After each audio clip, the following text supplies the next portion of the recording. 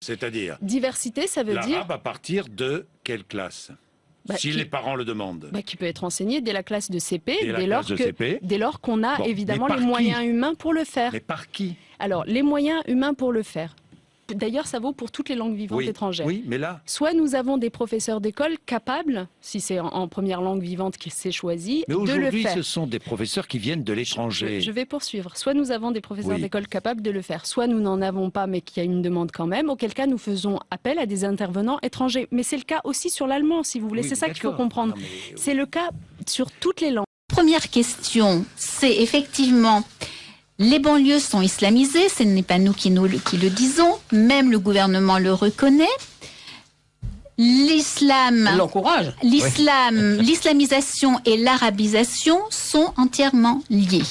C'est-à-dire qu'on ne peut pas islamiser sans le Coran, et le Coran, c'est l'arabe. Donc ça, c'est quelque chose de fondamental. Et quand Belkacem nous dit qu'on va faire venir des enseignants étrangers, il faut savoir que les enseignants étrangers qui enseignent l'arabe, par exemple au Maroc, ce sont des enseignants qui viennent d'Arabie Saoudite.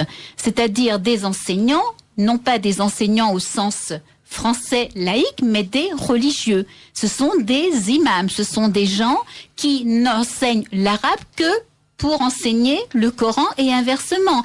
On a avec l'arabe ce qu'on avait à l'époque d'Homère, à l'époque des Grecs anciens, c'est-à-dire que pour enseigner à lire et à écrire aux enfants, on utilisait Homère.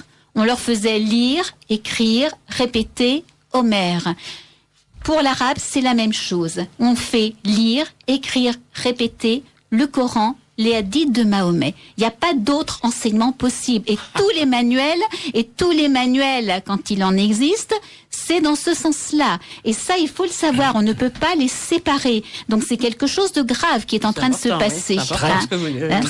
C'est quelque chose de fondamental. Et ça, personne ne le dit, personne ne le dénonce.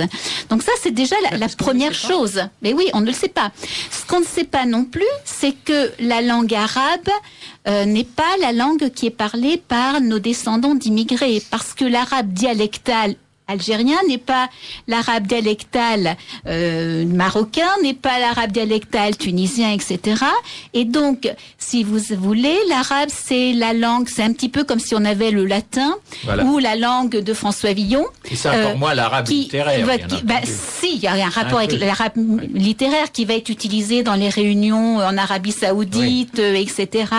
Ou dans les réunions de... la conférence dans les 57 pays. C'est comme le chinois et le mandarin, quoi. Voilà, si vous voulez. Donc, mais ça n'est pas du tout la langue qui est parlée dans la rue. Bien sûr. On ne parle pas l'arabe dans la rue. On ne parle pas l'arabe dans la famille. On ne parle pas l'arabe dans les amis. Donc, qu'est-ce que ça veut dire? Qu'est-ce qu'on veut enseigner et pourquoi faire? D'accord. C'est quand même quelque chose de très très important. On va enseigner une culture. Non, mais c'est ce que je suis en train de dire, c'est-à-dire que ça n'est pas une langue comme les autres, ça n'a rien à voir. Donc cette question de l'arabe va en fait servir à défranciser encore plus les petits descendants d'immigrés, les petits. Forcément, qui vont forcément, à qui, au lieu de leur dire « ouvrez-vous, regardez, vous êtes en France et on va découvrir », on va leur dire « vous êtes descendants d'immigrés, vous allez vous inscrire ». On les enferme dans leur culture.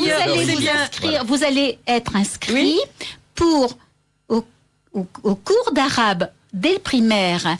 Or, on sait très bien qu'il n'y a pas suffisamment de moyens pour que tous les enfants dans le primaire choisissent les langues qu'ils veulent. Actuellement, la règle dans les écoles publiques, c'est que la plupart du temps, c'est l'anglais, voire l'allemand, selon la demande. C'est rare d'avoir les deux parce qu'on n'a pas nécessairement les moyens financiers. Dans les banlieues, la demande va être majoritairement pour l'arabe. Donc ça veut dire que les pauvres petits Français d'origine qui restent encore dans les banlieues vont devoir suivre eux aussi les cours d'arabe. C'est-à-dire que avec l'islamisation des petits Français et de la France, vous avez l'arabisation de nos petits Français. Le grand remplacement. Exactement. Le grand remplacement dans toute sa splendeur. Mais d'ailleurs, c'est ce qu'il souhaite, puisqu'il est bien dit que l'enseignement des langues vivantes étrangères est garant du plurilinguisme et de la diversité culturelle sur notre territoire. Donc c'est vraiment voulu. C'est pas du tout quelque chose qui est... En fait, la diversité culturelle, c'est l'assassinat du français et de la culture française.